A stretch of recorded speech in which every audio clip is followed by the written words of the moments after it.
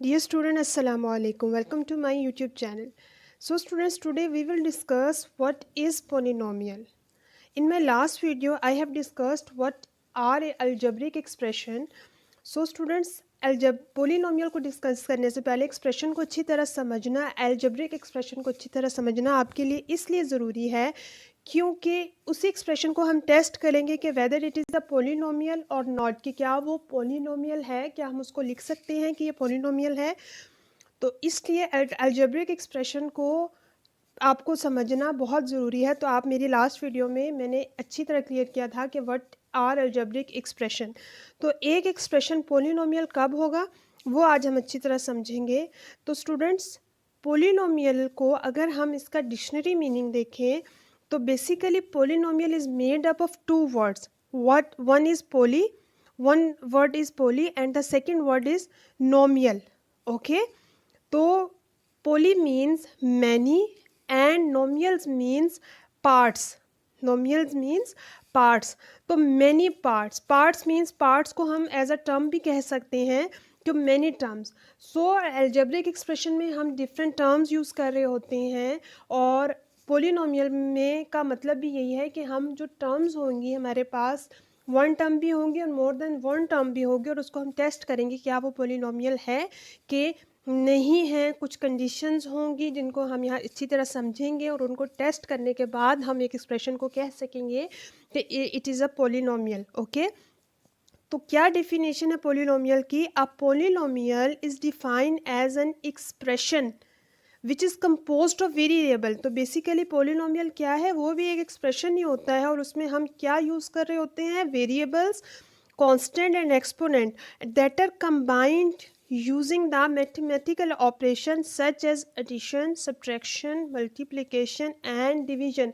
So students, ये definition आप जब अच्छी तरह समझेंगे तो ये वही डेफिनेशन है जो अलजेब्रिक एक्सप्रेशन की थी। अब वही डेफिनेशन, उसमें भी वेरिएबल, कांस्टेंट वे और आपके पास जो ऑपरेशंस होते हैं प्लस माइनस और मल्टीप्लिकेशन एंड डिवीजन, उसका कम्बिनेशन होता है। तो पोलिनोमियल बी में भी वही सब कुछ होता है, डिफरेंट टर्म्स होती हैं और वो टर्म्स कैसे बनती हैं, इन्हीं वेरिएबल्स ऑपरेशंस को यूज़ करते हुए। लेकिन पोलिनोमियल में कुछ कंडीशंस हम देखेंगे कि उसको देखते हुए हम कहेंगे कि ये पोलिनोमियल है। यहाँ पर आप देखेंगे कि मैंने लिखा है कि no division operation by variable. Polynomial में डिवीजन जो होगा वो नहीं होगा, वेरिएबल जो होगा वो डिवीजन फॉर्म में नहीं होगा। मतलब कोई भी नंबर या वेरिएबल, वो डिवीजन नंबर हो सकता है लेकिन वेरिएबल नहीं होगा। वो क्यों होगा ऐसे, ये आगे जाके मैं इस लाइन को डिफ़ाइन करूँगी। तो टर्म्स को ऑलरेडी मैं डिफ़ाइन कर चुकी हूँ क्योंकि पोलिनोमियल को समझने के लिए, इसकी कंडीशन को समझने के लिए हम टर्म्स को ही देखेंगे, जो टर्म्स हम यूज़ कर रहे हैं। और मैं ऑलरेडी आपको ये बता चुकी हूँ कि वन टर्म और टू टर्म्स और थ्री टर्म्स ये क्या होती है, फोर टर्म्स भी हो सकती हैं। लेकिन और मैं एक दफ़ा फिर यहाँ पर आपको छोटा सा व्यू हाईलाइट कर देती हूँ उस चीज़ को। What is a term? Four basically जो टर्म होती है ना स्टूडेंट्स, वो मल्टीप्लाई होती है, इसमें वेरिएबल एंड कांस्टेंट मल्टीप्लाई हो रहा होता है। लेकिन इन माय लास्ट वीडियो मैंने आपको कहा था कि ये जो फोर है ये भी एक टर्म है, लेकिन आप देखेंगे कि इसमें वेरिएबल एंड कांस्टेंट जो है वो मल्टीप्लाई नहीं हो रहा है, इसमें तो जस्ट एक कांस्टेंट लिखा हुआ है। इधर भी एक वेरिएबल होता है लेकिन उसकी जो पावर होती है वो ज़ीरो होती है। तो यहाँ पर हम इसके साथ वेरिएबल लिख सकते हैं लेकिन पावर ज़ीरो के साथ। अब पावर ज़ीरो क्या होती है, वो कि उसके ऊपर ज़ीरो लिखा हुआ है, वो एक हमारे पास एक ऐसा वेरिएबल है लेकिन हम उस पावर को, जो वेरिएबल की पावर ज़ीरो है, उसका मतलब होता है एक्स की पावर अगर ज़ीरो होती है, किसी भी चीज़ की पावर ज़ीरो होती है इज इक्वल टू वन होती है। तो अगर हम यहाँ एक्स नॉट की जगह या एक्स ज़ीरो की जगह वन लिखते हैं तो four multiply by one is equal to four ही आता है। तो ये भी आपके पास क्या है, मल्टीप्लाई हो रहा है वेरिएबल एंड कांस्टेंट। 4x यहाँ पर भी वेरिएबल एंड कांस्टेंट मल्टीप्लाई हो रहा है, यहाँ पर x की पावर x के ऊपर 1 है। आगे जो है मैंने 4/x लिखा है, ये एक टर्म है लेकिन पोलिनोमियल में यहाँ पर मैंने इसको सर्कल किया है। क्यों? क्योंकि इसको मैं आगे बताऊँगी, एक कंडीशन होती है पोलिनोमियल के, उसके मुताबिक ये टर्म हम इसको कंसिडर ये पोलिनोमियल में नहीं जाता। वो क्यों, आगे मैं बताऊंगी। जस्ट आपने अभी समझना है कि टर्म क्या होती है।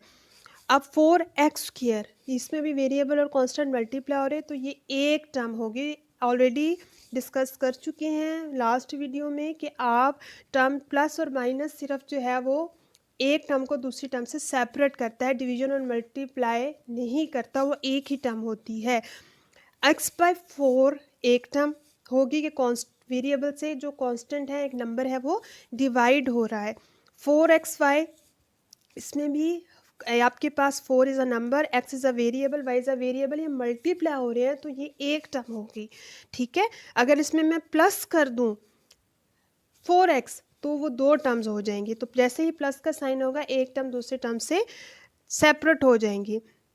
ये जो लास्ट में मैंने आपको बता दिया, यहाँ पर 4x² एक term, 4x second term, 4 third term. क्यों? क्योंकि 4x² प्लस का साइन है, या वन टर्म, सेकेंड टर्म और थर्ड टर्म। तो ये ऐसे एक एल्जेब्रिक एक्सप्रेशन बन रहा था। अब हमने ये चेक करना है कि क्या ये पोलिनोमियल है कि नहीं है।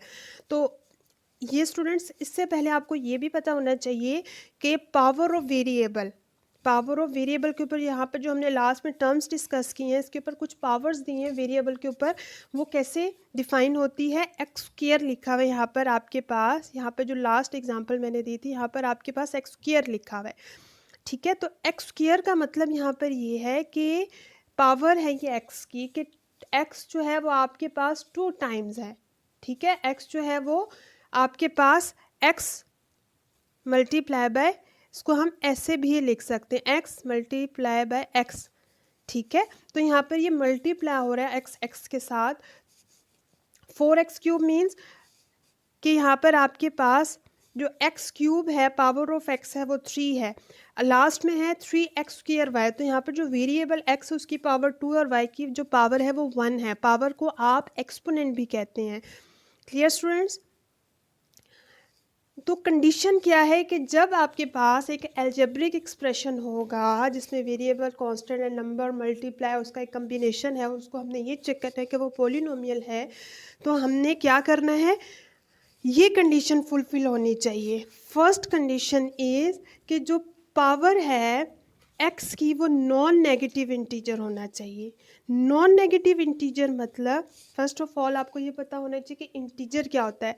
तो जो भी नंबर होते हैं, इंटीजर बेसिकली एक ऐसा सेट होता है जिसमें आपके पास प्लस और माइनस दोनों नंबर आ रहे होते हैं। यहाँ पर -3, -2, -1, 0, 1, 2, 3, प्लस में भी नंबर होते हैं, माइनस में भी नंबर होते हैं, और ज़ीरो भी इंक्लूड होता है। लेकिन पोलिनोमियल में जो पावर होगी x की या किसी भी वेरिएबल की, वो नॉन नेगेटिव, हमने सिर्फ वो वाले इंटीजर होंगे जो कि नॉन नेगेटिव होंगे, मीन्स 1, 2, 3, 4, 5, 6, 7, 8 प्लस साइन के साथ। ओके, फॉर एग्ज़ाम्पल यहाँ पर हमारे पास है 7x³। यहाँ पर आपने क्या देखना है, हर टर्म डिफरेंट टर्म्स यूज़ होंगी। एक टर्म भी यूज़ हो सकती हैं, दो भी, तीन भी और चार भी। तो हर टर्म का हम सेपरेटली चेक करेंगे क्या उसकी पावर जो है वो आपके पास प्लस है या नहीं। यहाँ पर x वेरिएबल यूज़ होगा, x की पावर 3 +3 है, y की जो पावर है वो 2 है, +2 है। तो इट्स मीन्स कि हमारा जो पावर है वो पॉजिटिव है, नॉन नेगेटिव इंटीजर जो है वो नॉन नेगेटिव है। ओके, तो इट्स नेक्स्ट हमने ये चेक करना होगा अपना अलजेब्रिक एक्सप्रेशन को कि जो ईच कोफिशिएंट है वो आपके पास क्या हो, रियल नंबर होना चाहिए। अब रियल नंबर को भी रियल नंबर क्या है ये अच्छी तरह आपको क्लियर होना चाहिए। रियल नंबर एक ऐसा सेट होता है जिसमें rational, irrational, integers, whole numbers, ये तमाम सेट होते हैं। इसमें डेसिमल नंबर्स, वो तमाम सेट इंक्लूड होते हैं। तो जो हमारा कोफिशिएंट है वो कुछ भी हो सकता है। 7 आपके पास एक नंबर है, ठीक है, नेचुरल नंबर। यहाँ पर √2 भी कोफिशिएंट के साथ। एक्स कोफिशिएंट क्या था आपको याद होना चाहिए कि जो वेरिएबल के साथ नंबर मल्टीप्लाई हो रहा होता है, उसका जो कोफैक्टर होता है वो कोफिशिएंट होता है। तो वेरिएबल के साथ यहाँ पर √2 यूज़ हुआ है और ये एक रियल नंबर है, तो हम ये नहीं कहेंगे कि नहीं नहीं ये तो नहीं होगा पॉलिनोमियल, यहाँ पर ये लग गया, नहीं वो होगा। ये कंडीशन है कि जहाँ भी रियल नंबर होगा कोफिशिएंट के साथ तो वो आपका पॉलिनोमियल होगा, वो वाला अलजेब्रिक एक्सप्रेशन। ओके,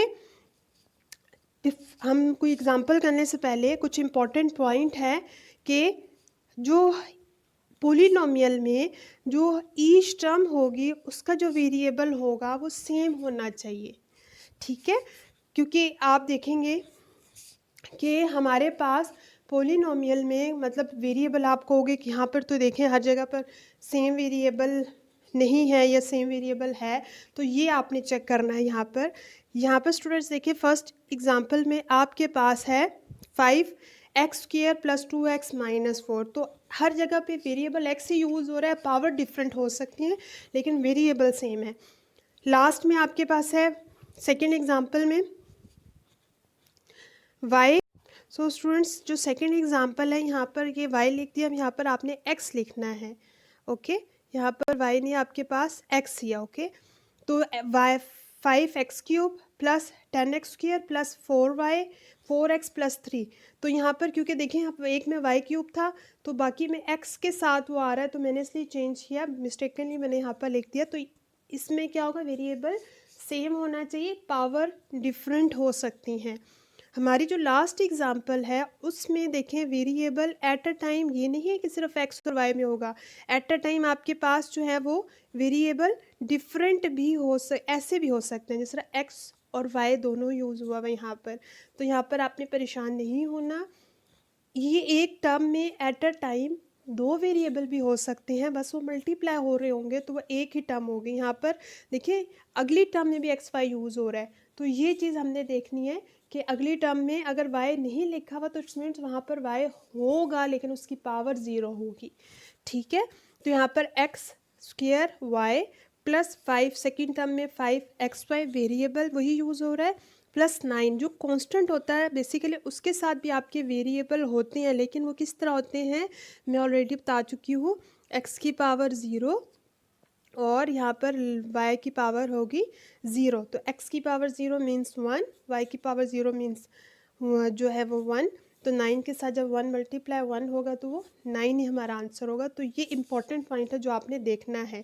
उससे आपको क्या आइडिया मिलेगा कि बेसिकली जो नोटेशन होती है पॉलिनोमियल की, जब आपको ये पता चल गया कि आपका ये अलजेब्रिक एक्सप्रेशन जो है वो पॉलिनोमियल है तो हम उसको p ऑफ x से डिनोट करते हैं, ठीक है। ये आपके पास एक एक्सप्रेशन है, जब हमने ये चेक कर लिया कि ये जो है ये आपका पॉलिनोमियल है और किस वेरिएबल में है, x वेरिएबल यूज़ हुआ है सब में, तो आपका जो पॉलिनोमियल है उसको हम कहेंगे p ऑफ x। ऐसे ब्रैकेट में वेरिएबल जो है वो वही वेरिएबल लिख देंगे जो कि उस एक्सप्रेशन में यूज़ हुआ है। Okay, clear students. अब हम ये टेस्ट करते हैं, देखें आपके पास कि जो हमने एग्ज़ाम्पल हमने की है, हमने ये पढ़ा है कि हमारी कंडीशन के अकॉर्डिंगली आपका जो एक्सप्रेशन है उसकी में जो पावर यूज़ हो रही है वो नॉन नेगेटिव होनी चाहिए और जो आपका होगा कोफिशिएंट, ठीक है, टर्म्स का जो कोफिशिएंट होगा वो रियल नंबर होना चाहिए। यहाँ पर हम चेक करते हैं कि आपके पास ये जो एग्ज़ाम्पल है ये वाली, इसमें फर्स्ट टर्म में x² लिखा हुआ है, x की पावर 1 y की पावर 2 पॉजिटिव, फिर नेक्स्ट में x की पावर 1 है और यहाँ पर आपने मैंने जैसे भी बताया कि वेरिएबल सेम यूज़ होता है, तो यहाँ पर y नहीं लिखा हुआ तो यहाँ पर y की पावर क्या होगी, 0 होगी, ठीक है। तो x की पावर 1 है, पॉजिटिव है। सेकेंड टर्म में टर्म्स आपने देख ले, 4 टर्म्स यहाँ पर यूज़ हो रही हैं, y की पावर 3 है, पॉजिटिव है और x यहाँ पर नहीं लिखा हुआ तो x की पावर 0 होगी और लास्ट में -3 इसके साथ जो भी x y यूज़ हो रहा है वो तो 0 पावर के साथ है।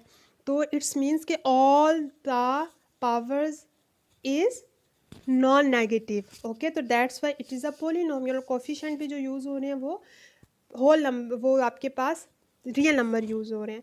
सेकेंड जो हमारे पास यहाँ पर साइड पे हमने डिस्कस किया है ये आपके पास पॉलिनोमियल नहीं है। क्यों? क्योंकि ये जो टर्म अगर हम देखें तो 3xy -2 लिखा हुआ है। तो -2 जो y की पावर -2 मीन्स ये तो नेगेटिव इंटीजर हो गया। तो हमने डिस्कस किया कि नेगेटिव इंटीजर नहीं होना चाहिए। सेकेंड एग्जाम्पल में देखें, अगर हम इस टर्म को डिस्कस करें तो ये आपके पास x जो है वो वेरिएबल डिवीजन में चला गया। तो सबसे फर्स्ट में मैंने आपको बताया था कि वेरिएबल डिवीजन में नहीं होना चाहिए, क्योंकि अगर आप इस चीज़ को समझें कि x ऊपर जाएगा तो वो पावर जो भी होगी वो नेगेटिव के साथ जाएगी। तो जब भी वेरिएबल आपको नेगेटिव में नज़र आ जाए तो आप फ़ौरन सोचे समझे कह दें कि ये तो पॉलिनोमियल हो ही नहीं सकता। इस तरह के कुछ एग्जांपल्स हम देखेंगे। ये आपके पास एग्जांपल है, इसमें भी आपके पास वेरिएबल x और y दोनों यूज़ हो रहे हैं। क्योंकि आपके देखें ये इसमें जो फर्स्ट आपके पास वेरिएबल है वो x है और y जो है वो ज़ीरो की फॉर्म में होगा, क्योंकि वेरिएबल मैंने आपको कहा था कि हर टर्म में एक ही जैसा होना चाहिए। अगर वो वेरिएबल वहाँ पर मौजूद नहीं होगा तो हम उसको y की पावर यहाँ पर हम ज़ीरो लिखेंगे। ठीक है, तो x की पावर 2 है पॉजिटिव, सेकेंड टर्म में y की पावर जो है वो आपके पास 1 है पॉजिटिव, और लास्ट में कांस्टेंट है, उसके साथ जो भी वेरिएबल यूज़ होगा वो तो पॉजिटिव में ही होगा। तो इसका मतलब है कि ये भी आपके पास पॉलिनोमियल है। ओके, इसके बाद स्टूडेंट्स पॉलिनोमियल में आपको ये भी पता होना चाहिए, अगर आप ग्रेड 9 में हैं, कि डिग्री कैसे फाइंड करते हैं। अगर आप सबसे पहले एक एक्सप्रेशन आएगा, आपने चेक किया कि वो पॉलिनोमियल है कि नहीं है, जो कंडीशन मैंने आपको बताई है उसके अकॉर्डिंगली, उसके बाद आपने ये चेक करना है कि ये पॉलिनोमियल, ये इसकी डिग्री क्या है। बेसिकली डिग्री क्या होती है कि जो हाईएस्ट पावर होती है एक्स की, जो हाईएस्ट पावर होती है एक्स की, वो डिग्री होती है पॉलिनोमियल की। ठीक है, यहाँ पर आपके पास एक एक्सप्रेशन दिया हुआ है, इसको हम चेक करेंगे पहले कि पॉलिनोमियल है कि नहीं है। ये वाला, इसमें वेरिएबल y यूज़ हो रहा है और पावर जो है वो वेरिएबल फर्स्ट टर्म में भी y की पावर पॉजिटिव, सेकंड टर्म में भी y की पावर पॉजिटिव, और लास्ट टू टर्म्स में y की पावर पॉजिटिव। तो इट्स मीन्स, और जो कोफिशिएंट है वो रियल नंबर है, तो its means it is a polynomial. अब इसकी डिग्री चेक करते हैं। सबसे y वेरिएबल है और उसमें सबसे हाईएस्ट पावर y की क्या है, 3 है। तो 3 is a degree of this polynomial. Okay, अब हम कुछ एग्जांपल्स लेते हैं और हमने उनको चेक करना है कि वो आपके पास पॉलिनोमियल है कि नहीं है। ये आपके पास है, इसमें फर्स्ट टर्म में 3 टर्म्स आपके पास यूज हो रही है। फर्स्ट टर्म में एक्स स्क्वायर, सेकेंड टर्म में अंडर रूट एक्स, ठीक है, और -4, 3 टर्म यूज़ हो रही हैं। फर्स्ट में जो एक्स वेरिएबल की पावर 2 है, सेकेंड में जो एक्स की जो पावर है वो 1/2 है। ओके, सेकंड में जो x की पावर 1/2 है, तो आपको ये अच्छी तरह से डिफ़ाइन किया गया था कि जब आपके पास जो पावर होनी चाहिए वेरिएबल की वो नॉन नेगेटिव होना चाहिए, प्लस वो इंटीजर होना चाहिए। बट यहाँ पर 1/2 is not an integer. Integers means 1 2 3 4 ये नंबर्स होंगे हमारे पास। ठीक है, लेकिन यहाँ पर जो x की पावर यूज़ हो रही है वो आपके पास जो है 1/2 है, और 1/2 is not an integer. Okay, तो यहाँ पर हमने ये जब कोफिशिएंट जो है वो रियल नंबर तो है, ठीक है, लेकिन जब यहाँ पर पावर ही एक पूरे जितने भी टर्म यूज़ हो रहे हैं इन सब की पावर्स को चेक करना है। अगर कोई भी ऐसी पावर आ जाए वेरिएबल की कि जो क्या होगी, इंटीजर्स नहीं होगी या नेगेटिव होगी, तो हम कह देंगे कि वो जो आपका एक्सप्रेशन है वो पॉलिनोमियल नहीं होगा। तो सो दैट्स वाई हमारा ये जो एक्सप्रेशन है it is not a polynomial. Okay, our second example is x cube plus 2x under root 2x square plus 5x minus 3। So students यहाँ पर जो पावर ऑफ x है वेरिएबल x यूज़ हो रहा है, ठीक है, इस टर्म में, और पावर ऑफ x जो है वो 3 2, फर्स्ट में पावर x की जो है वो 3 2 एंड 1 है, और जो कोफिशिएंट है वो 1 अंडर रूट 2 एंड 5 है। तो पावर पॉजिटिव है, इंटीजर है, प्लस जो कोफिशिएंट है वो रियल नंबर है, तो yes it is a polynomial. और पोलिनोमियल के बाद हम ये चेक कर सकते हैं कि इसकी डिग्री 3 है, क्योंकि जो सबसे हाईएस्ट पावर है वो 3 है, तो आपके पास जो पोलिनोमियल होगा वो डिग्री होगी वो 3 होगी। हमारी जो लास्ट एग्जांपल है यहाँ पे वो है 3x² + 2x + 8 बाय 3x + 4। तो फर्स्ट में मैंने आपको ये अच्छी तरह से डिफाइन कर दिया था कि जब भी आपके पास वेरिएबल डिवीजन फॉर्म में आ जाए तो इट्स मीन्स वो कभी भी पॉलिनोमियल, वो एक्सप्रेशन पॉलिनोमियल नहीं हो सकता, क्योंकि अगर हम इसको ऊपर लेके जाएंगे तो ये जो पावर होगी वेरिएबल की वो नेगेटिव हो जाएगी। तो आपके लिए सबसे इजी यही है कि जब भी वेरिएबल डिवीजन फॉर्म में होगा तो वो आपके पास पॉलिनोमियल, वो एक्सप्रेशन पॉलिनोमियल नहीं होगा। तो no, it is not a polynomial.